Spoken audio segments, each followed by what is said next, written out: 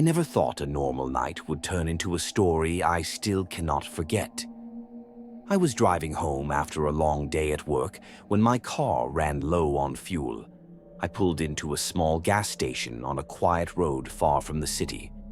I had been there before, and nothing strange ever happened. But that night was different. The gas station was dimly lit by a few flickering neon signs. The pump area was empty, and the only sound was the hum of my car's engine as I filled up. I remember feeling a strange chill that I could not explain.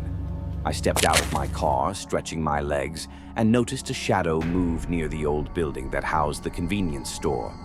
I thought it might be a person, so I looked closer.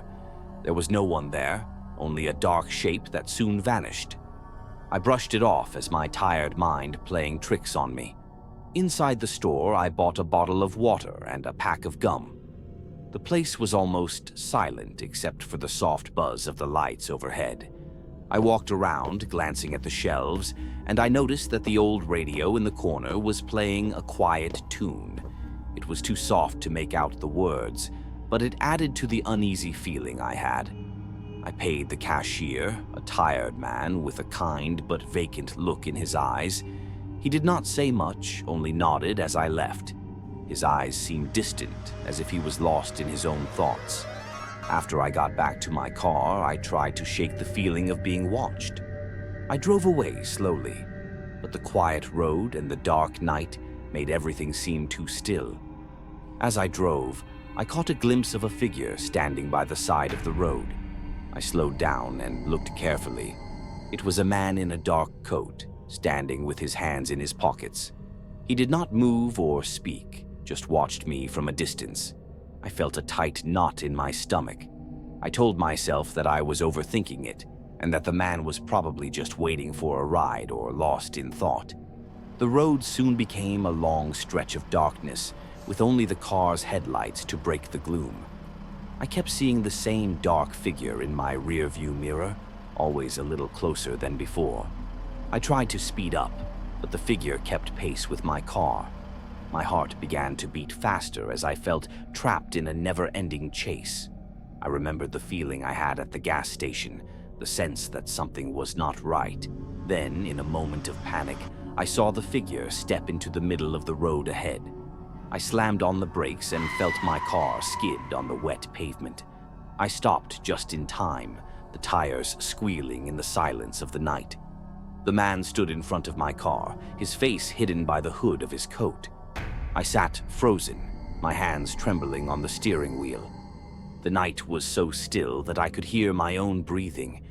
I must have waited for minutes that felt like hours until the man slowly turned and walked away, disappearing into the dark trees that lined the road. I started my car again and drove as fast as I safely could. I did not look in the rearview mirror, trying hard to forget the image of the stranger. My mind was racing with thoughts. Had I imagined everything? The uneasy feeling that night stayed with me long after I reached home. I even tried to explain it to my friends, but they just told me I was tired and that my mind was playing tricks. Even now, many nights later, I find myself wondering about that night. I have driven by that gas station several times since, and every time I feel a shiver run down my back as I recall the eerie silence and the watchful eyes of that stranger.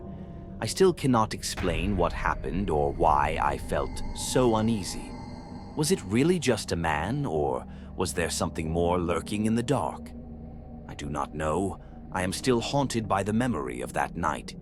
I keep the story to myself, telling it only when I feel the need to understand what I experienced. The memory lingers, a shadow that will never fade.